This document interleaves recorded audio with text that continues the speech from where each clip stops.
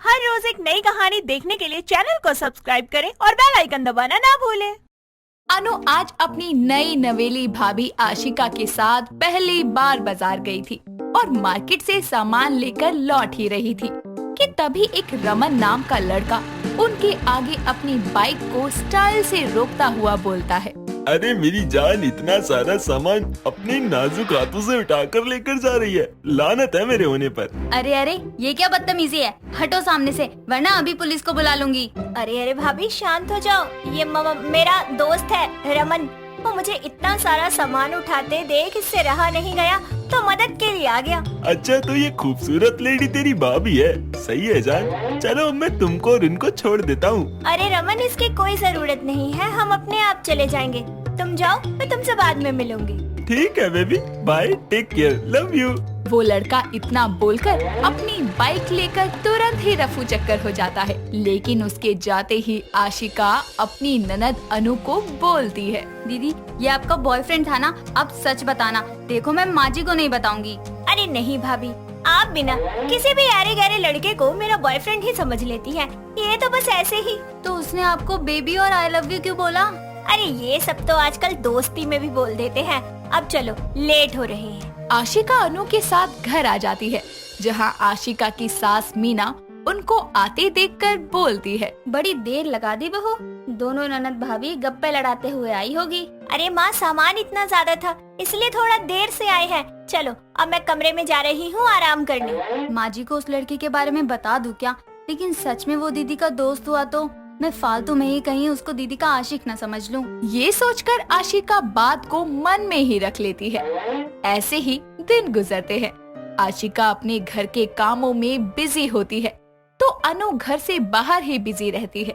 ऐसे ही एक शाम घर की डोरबेल बजने पर जब आशिका दरवाजा खोलती है तो सामने एक सुंदर सा मयंक नाम का लड़का हाथों में फूलों का गुलदस्ता लिए खड़ा होता है और आशिका को देखकर बोलता है, जी अनु है, मुझे उससे मिलना है। आज वो कॉलेज नहीं आई। अनु वो तो घर पर नहीं है, आप कौन? मैं बस हूँ कोई खास उनका। आप ये गुलदस्ता अनु को दे देना और कहना मयंक आया था, अपना प्यार देकर गया है। अच्छा मैं चलता हूँ। अरे अरे, ये तो बता दो हो कौन? बोल देना उसका आशिक आया था।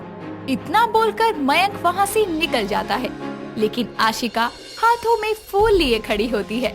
तो उसी वक्त मीना वहाँ आकर बोलती है, बहू ये फूल कौन देकर गया तुझे? माँ जी वो दीदी का कोई दोस्त था, उनके लिए ये कुछ देकर गया है। अच्छा, अन्नू का दोस्त था या तेरा कोई आशिक? माँ जी ये आप क्या कह रही हैं? आपको ऐसा लगता है तो अगली बार से आप ही दरवाजा खोल लिया करना और ये पकड़ो गुलदस्ता, दे देना आप ननद जी को। आशिका थोड़े गुस्से में आकर गुलदस्ता मीना के हाथों में थमाकर रसोई में चली जाती है और वहाँ आकर बोलती है, खुद की बेटी के 36 आशिक घूम रहे हैं, उनका तो पता नहीं खुद को, उल्टा मुझ पर शक कर रही हैं। शाम के समय जब अनु घर आती है तो अपना बैग सोफे पर पटकती हुई बोलती है, मैं आ गई कॉलेज से।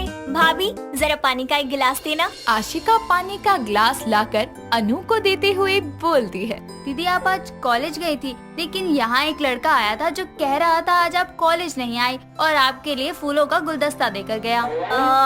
अच्छा वो, अरे वो ऋषभ होगा जरूर, कॉलेज में मेरा अच्छा दोस्त है। नहीं दीदी, कोई ऋषभ नहीं मयंक था।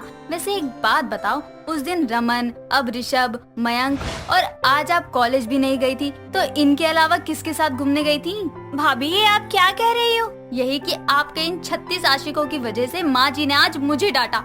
आइंदा मुझे कोई मिला तो मैं सीधा माँ जी को बता दूंगी। क्या भाभी, कितनी चीप मेंटालिटी है आपकी। अरे मेरे दोस्तों को मेरा आशिक बोल रही हो। अरे अब मैं इतनी क्यूट सी प्यारी सी हूँ कि हर कोई मुझसे दोस्ती करना चाहता है और मेरा दोस्त बन जाता है, तो इसमें क्या हर्ज है। अब मैं जा रही हूँ अपने कमरे में। अनु बात को टाल कर चली जाती है।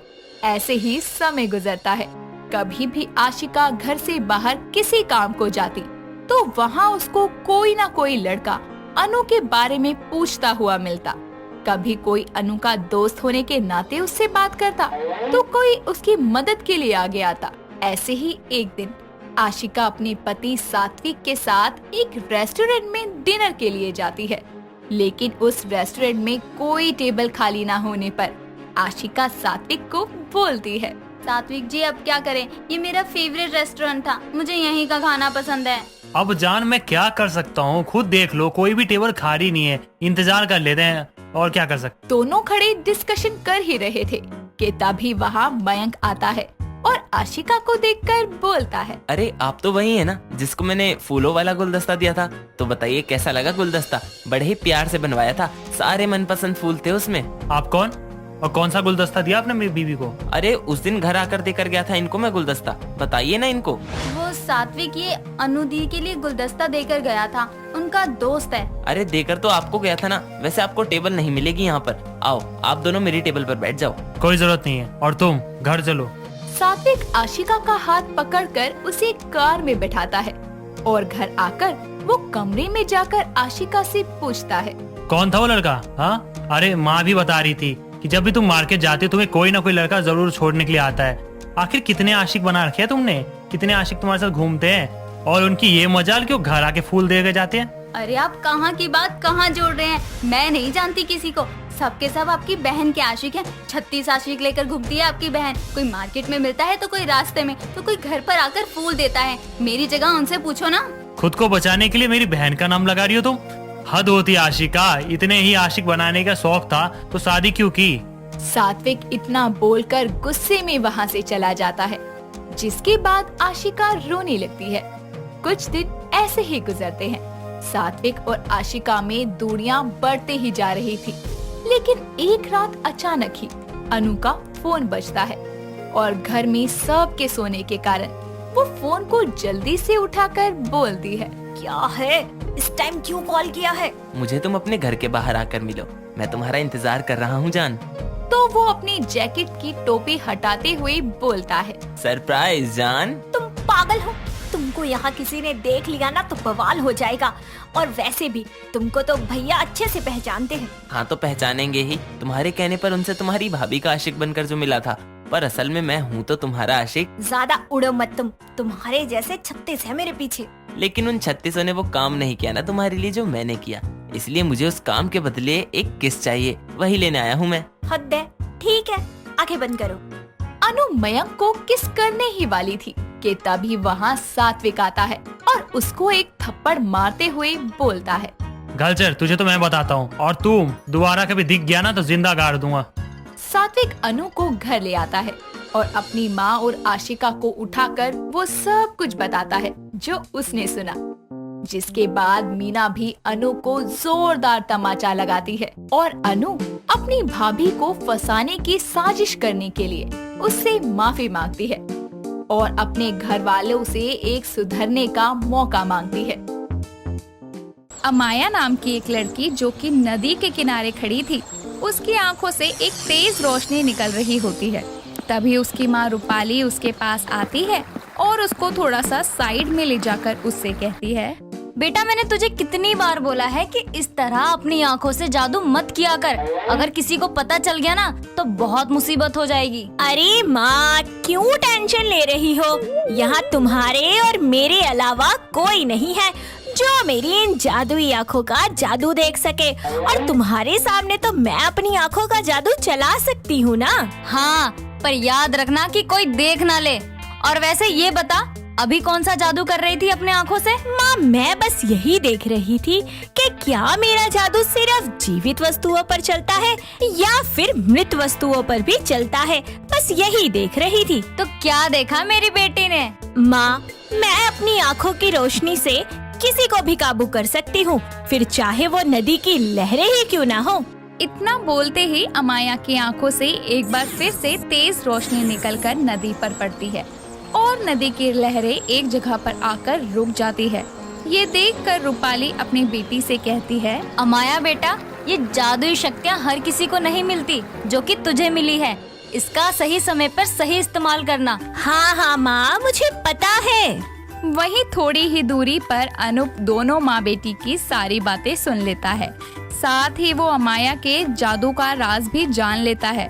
पर बात से बेखबर दोनों माँ बेटी वहाँ से घर के लिए निकल जाती हैं और अनूप उन दोनों का पीछा करते करते उन दोनों के घर तक आ पहुँचता है, जहाँ रूपाली खाने की तैयारी कर रही होती है और अमाया से कहती है, अमाया बेटा, मैं जब तक सब्जियां काट रही हूँ तब तक तू बर्तन साफ कर दे। अरे बस इतनी सी बात, लो अभी कर देती हूँ मैं। इतना बोलते ही वो अपनी जादुई आँखों की मदद से सारे बर्तन साफ कर देती है, जिस पर रूपाली उससे कहती है, अरे कितनी बार बोला है मैंने तुझे कि कभी कभी अपने हाथ पैरों को भी कष्ट दे दिया कर, लेकिन नहीं, महारानी को तो जादू से ही सारे काम करने हैं। तो माँ, ये तो अच्छी बात है ना कि तुम्हारा काम पलक झपकते ही हो गया।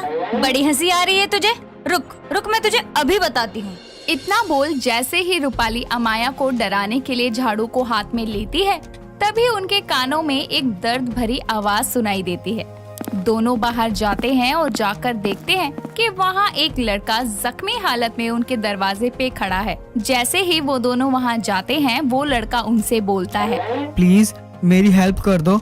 मेरी सौतेली माँ ने मुझे मेरे घर से बेदखल कर दिया है। बस कुछ दिन मुझे अपने पास रख लो, उसके बाद मैं यहाँ से चला जाऊंगा। सारी जिंदगी मैं आपका आभारी रहूंगा। बस मेरी मदद कर दीजिए। अरे कोई बात नहीं, हम आपकी मदद करेंगे। आप जरा मेरे साथ अंदर चलिए, मैं आपकी चोट पर दवाई लगा देती हूँ। बेटा, तुम्हें इतनी चोट कैसे लग गई? ये सब मेरी सौतेली माँ ने किया है। ये सारे जख्म उन्हीं के दिए हुए हैं। और तुम्हारे पिता, उन्होंने एक बार भी तुम्हारी माँ को ऐसा करने से नहीं रोका? मेरे पिता अब इस दुनिया में नहीं रहे, तभी तो आज मुझे समझ आ गया कि अपनी माँ अपनी होती है और सौतेली माँ सौतेली ही होती है। अनूप उन दोनों को अपनी दुख भरी कहानी सुनाता है और अमाया और रूपाली दोनों उसके झांसे में आ जाते हैं। दोनों मिलकर उसको अंदर ले आते हैं, उसके चोट पर मलहम पट्टी करते हैं। देखते ही देखते अनूप उन दोनों से सहानुभूति प्राप्त कर लेता है और अमाया के करीब आ जाता है। ऐसे ही एक दिन अमाया और अनूप दोनों बाहर जाते हैं। अनूप उसकी जादुई आँखों की शक्तियों को देखने के लिए जानबूझ के एक पेड़ से टकरा जाता है, जिससे कि उसको हल्की सी खरोच आ जाती है और वो अपने सर पर हाथ रखकर उससे कहता है, यार मेरी किस्मत ही कितनी खराब है ना। जहाँ भी जाता हूँ कुछ ना कुछ हो ही जाता है। जैसे अभी इतना बड़ा पेड़ दिखा नहीं। और अरे कोई बात नहीं, ऐसी छोटी मोटी चोटें तो लगती ही रहती हैं। हाँ वो तो है, बस क्या करूँ, नजरें तुमसे हट ही नहीं रही थी। वैसे बहुत दर्द हो रहा है। अभी तो पहले जख्म ठीक ही नहीं हुए थे और यह नई चोट और लग गई। बहुत दर्द हो रहा है क्या? बहुत ज्यादा नहीं, पर हो रहा है। 2 मिनट रुको, अपनी आंखें बंद करो, सब कुछ ठीक हो जाएगा। अमाया उसको दर्द में नहीं देख पाती और अपनी जादुई आँखों की शक्तियों से उसकी चोट को ठीक कर देती है। कुछ ही देर बाद जब अनूप अपनी चोट को गायब देखता है तो उससे कहता है, अमाया ऐसा क्या किया तुमने जो इतनी जल्दी मेरी चोट ठीक हो गई? कुछ भी तो नहीं। तुम्हें मेरी कसम है, बताओ मुझे, कहीं तुम्हारे पास कोई जादुई शक्ति तो नहीं है? क्योंकि मेरी आंखें बाकी सभी लोगों की तरह नॉर्मल नहीं है। इतना बोलकर वो अनूप को अपनी आँखों के बारे में सब कुछ सच सच बता देती है, जिस पर वो अमाया को अपनी बातों के जाल में फंसा देता है और उससे कहता है, तुम्हारी आँखों में जादू है और तुमने मुझे बताया भी नहीं। बेवकूफ लड़की, ये तो मुझे कब से पता है, तभी तो मैं तुझसे मिला ताकि तुम्हें अपनी मुट्ठी में कर मैं दुनिया का सबसे अमीर आदमी बन जाऊं। अब वो दिन दूर नहीं जब तुम मेरे इशारों पर नाचोगी। क्योंकि मैं ये बात किसी को नहीं बता सकती, इसीलिए मैंने कभी तुम्हें भी नहीं बताया। अमाया मेरी एक मदद कर दो। तुम्हारी आंखों में बहुत सारी शक्तियाँ हैं जिससे मैं अपनी सौतेली माँ से बदला ले सकता हूँ। प्लीज मना मत करना। नहीं अनूप, मैं ऐसा नहीं कर सकती। अनूप उसको अपनी बातों के जाल में बहुत फंसाने की कोशिश करता है, पर वो उसकी एक भी बात नहीं मानती और वहाँ से चली जाती है। अनूप गुस्से में आकर उसकी माँ को उसी के घर में बंदी बनाकर कैद कर लेता है। कुछ ही देर बाद में अमाया जब अपने घर वापस आती है तो वो देखती है कि अनूप ने उसकी माँ को पकड़ रखा है और उसकी माँ की हालत भी काफी खराब हो गई है। अपनी माँ को ऐसे हाल में देखकर वो डर जाती है और इसी के साथ साथ अनूप से कहती है कि क्या है ये सब? तुम्हारी हिम्मत कैसे हुई मेरी माँ को इतनी तकलीफ पहुँचाने की, उन्हें बांधने की? मैं छोड़ दूंगा तेरी माँ को, पर तुझे मेरे हिसाब से चलना होगा। जो मैं बोलूँ बस वही करना होगा। तुम ये सब क्यों कर रहे हो? अनूप उसको सब कुछ बता देता है। उसकी ये सच्चाई सुनकर अमाया को विश्वास ही नहीं होता। अनूप उसको अपना मकसद बता ही रहा होता है कि तभी अमाया की बड़ी बहन रेवती अपने ससुराल से अपनी माँ बहन से मिलने के लिए उनके घर आती है और घर का ऐसा माहौल देखकर वो हैरान हो जाती है। पर अनूप अमाया को डराने के लिए रेवती की गर्दन पर भी चाकू रख देता है, जिस पर रेवती उससे बोलती है, नहीं अमाया, तू ऐसा कुछ नहीं करेगी, तुझे माँ की कसम है। हाँ मेरी बच्ची, तुझे अपनी जादुई शक्ति का सही इस्तेमाल करना है, गलत नहीं। अमाया सबकी बात सुनती है और आखिर में वो अनूप को अपनी जादुई शक्तियों से बांध देती है और उसके बाद में अपनी माँ बहन को फिर से एक बार पहले की तरह कर देती है। एक साथ सारी शक्तियों का प्रयोग कर वो अपनी आंखों की जादुई शक्तियों को खो देती है। कुछ देर बाद जब अनूप सम्मोहन शक्ति से बाहर आता है तो ये जानकर उसके पैरों तले जमीन खिसक जाती है कि अब तो अमाया की आंखों में कोई शक्ति ही नहीं बची है और उसके सारे सपने टूट जाते हैं। इसी के बाद में रूपाली पुलिस को इन्फॉर्म करती है और अनूप को जेल की सलाखों के पीछे भिजवा देती है। अब अमाया की आंखों में कोई शक्ति तो नहीं रहती, लेकिन फिर भी वो अपने माँ के साथ खुशी खुशी अपना आगे का जीवन बसर करती है। तो दोस्तों, कैसी लगी आपको ये कहानी? अगर आपकी आंखों में भी है कोई जादू तो हमें कमेंट करके जरूर बताएं। दोस्तों, अगर आपको ये कहानी पसंद आई तो इसे लाइक करें, शेयर करें और कमेंट करके बताएं कि कहानी में आपको सबसे अच्छा क्या लगा।